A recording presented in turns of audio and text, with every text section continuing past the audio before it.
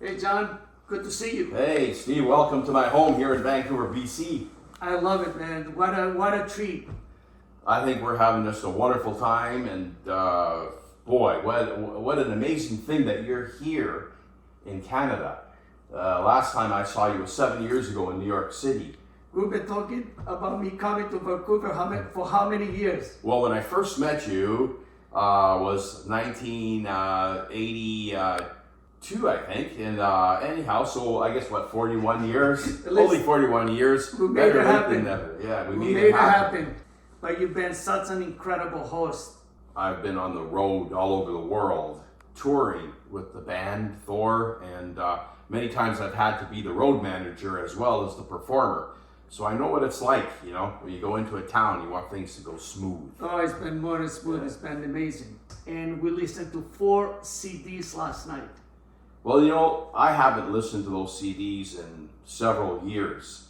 You know, I've done 39 albums, and many of them I don't even listen to anymore. When you said, hey, let's listen to them, and we had a nice time together and talked and listened to the records, it was like it brought me back into various time eras that I even forgotten about. This is my 1973 Mr. Canada, the Canadian Championship, 1973. You know, I won the title. From there, I went into Mr. World and Mr. Universe. Can I ask you a question? Yes, yeah. How old you were when you started bodybuilding? 7 years old. Who inspired you to start, lifting weights? This guy right here. See this guy here? The most beautiful man there is. I mean, he looks like Steve Reeves. That's right. That's my brother, Alfred. And he was in the basement training all the time. He entered bodybuilding championships. He was a football, a hockey champion, played for the Junior Canucks, he played for BC Lions. And you were lucky to have a brother like that. Yeah, so he showed me how to lift weights, and that's how it all happened. So you started training when you were 7. Yes. And what was the vision behind it? Because 7 years old, you're pretty young, you know. So Yeah. when did you get serious? Well, my heroes were Popeye. Oh yeah, and spinach. When I was young, I watched The Adventures of Superman. Okay. And I was really into Superman comics. So The Adventures of Superman starred George Reeves. Oh wow. Right? And I was just, like all the kids in the block thought it was just an unbelievable TV series. So I liked superheroes at a very young age, and I wanted to be like a superhero. I would actually go to school with a Superman costume underneath my clothes and change into Superman at recess. And then one time I jumped out the window at school and got a concussion, so I got into trouble. But I took it too serious. How high was the window? One story up. Oh, so that was not so bad. That's pretty bad, one story, but for a young kid. When was your first show? My first show was 1969. And how old you were then? I was 15 years old, just turning 16, and I entered the Mr. Western Canada contest. I did very well. Like I won the most muscular championship. I didn't win the title overall, but they had a category, most muscular, and also best chest. But then I went back to get my clothes and my wallet in the locker room, and everything was stolen. Oh my God. So I had to go home that night. I did tell my parents I entered the contest because I had a curfew of 9 p.m. So there I was in just bikini briefs. My mother wasn't too happy when I got there. Yeah, knocking on the door, you probably like, oh my God. Yeah. And she was pretty powerful too. She had big arms, you know. So knocking the door. So what my son is doing, you know what I mean? Yeah, what is he doing? Crazy guy. But the next year, I entered a contest, and I won 7 trophies that night. And she became one of my biggest fans, and was always supported me. Oh, that was nice. Yeah. You had the perfect frame. Yes. Many people said I looked like Steve Reeves, who played Hercules, because I had that V taper, square pecs. Yeah, I mean, you look at this picture. I mean, it's an amazing picture. It's like you're so ripped. This is the night I won Mr. Canada, the Canadian Championship. Wow, man, congratulations. I mean, that's a lot of hard work. It just doesn't come because you got to combine dieting and training at the same time and staying healthy? It's a balance. You can overtrain, but I always did more of a pumping method, which was maybe lighter weights but no rest. Like I would call it the rack, and it would be a heavier, like start with 40-pound dumbbells, and you go till exhaustion, so you can't do any more. Put them down. Next, you go down to 30. Next, 20. Wow. Right. Next, 10.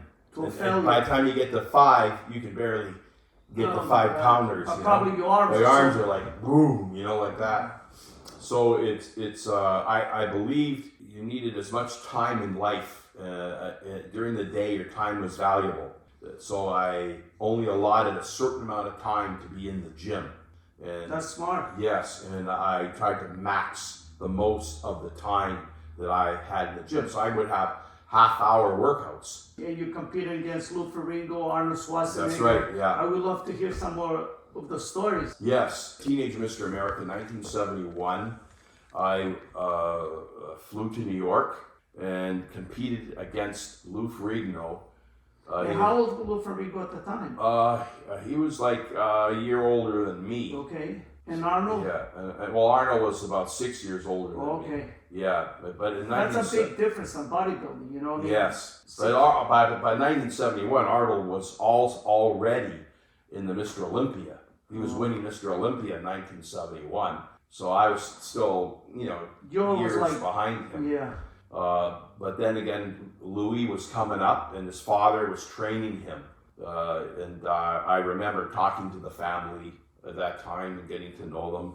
And Louis and I had a pose down because it was very close. Louis was bigger, but I was very defined.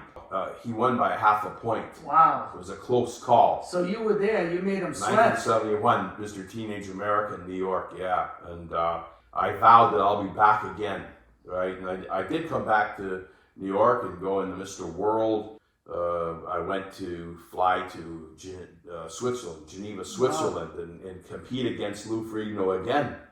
Yeah. But again, he got even bigger.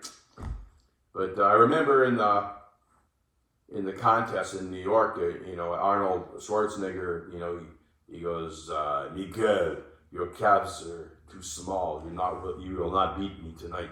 Arnold always kind of like wanted to work in people's mind how to psych you out. He was the best at that. Even today, you look at some of the pictures of Arnold from back in this 1970s, 71, and 73, 74. Unbelievable. The mass of his arms. Yeah, he had an amazing body. The pump. And it was proportion. Yeah. Still today, one of the greatest. And, but you met Wheeler too. Yeah, I went to his home one time and we had a meal together. And when I was in New York, Joe invited me as a young kid, he said, hey, I see your potential and I want you to come and have photos taken, by Caruso, and that's one of the photographers. The big, for bodybuilding. Yeah. I know Arnold saw me one time, in the, when I was there at the studio and he came in, I guess, maybe I was too handsome. Yeah, you definitely. At that time, and he goes, you out. Joe said, now, Arnold, let the boy have a chance. But one thing I'm proud of is I think Arnold used that line in Terminator later, right? When he... You out. You out. Oh, that's incredible. I mean, you sound like, you gave it your best and it was a great foundation for your career. Well, in my head, I wanted to be a Mr. Olympia or get into the Mr. Olympia championship. I tried to get as big as possible. I won many titles. I won a world championship, the Mr. Canada, of course, Mr. USA. But then it came to a point where I had to ask myself, do I want to be a bodybuilder? Do you think I can beat Arnold? If I'm going to Mr. Olympia, you got to beat Arnold. Yes. Or Lou, who's coming up. And I knew I couldn't do it. No matter what, I didn't have the bone structure. You know what it is? You were realistic. I had to be realistic, but what I did want to do is be like my hero, Steve Reeves. Yes. So I got into showbiz, and I created Muscle Rock. That was my next thing, where I could be a musical strongman. Nobody did that before. You see? It wasn't easy to get in the door. Many times when I would be on tour in the early days, people made fun of me, right? You know, oh, who's this muscle man think he is? He can come up here and sing. And I was on the scene in 1973 singing a Syrian brand of powerful rock, and I had all these costumes made up. And you went to Vegas, right? Yes, I had well, first I went on tour Okay. with the Muscle Rock, and then I signed it. They saw me in Toronto, they liked my show, and so I signed a contract to go to Las Vegas, and I starred at the Aladdin Hotel in a big show. What year was that? That was 1976, and it was called Red Hot and Blue on the Strip, right there in Las Vegas. You must have had a lot of fun. How old were you at the time? Oh wow, so just turned 22 years old, right? You know, it was a provocative show.